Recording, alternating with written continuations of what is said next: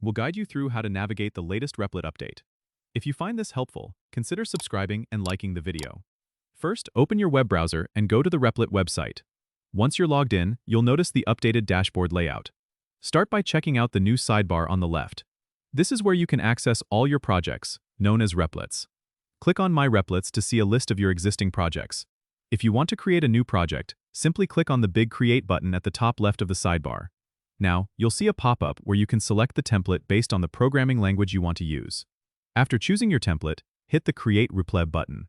Next, you'll be taken to the main coding environment. On the left, you have the File Explorer where you can manage your files and directories. The center area is your code editor where you write your code. To run your code, look at the top of the screen for the Run button. Click it to execute your code. If you want to collaborate with others, Replit now has a feature called Multiplayer. You can invite others by clicking on the Invite button in the top right corner and share the link with your teammates.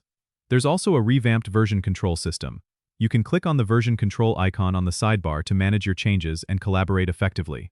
If you're looking for resources or need help, the new Help Center icon on the sidebar will guide you to documentation and community forums. Remember to explore the settings by clicking on your profile icon at the top right to customize your Replit experience further. Don't forget to subscribe and comment if this helped you out.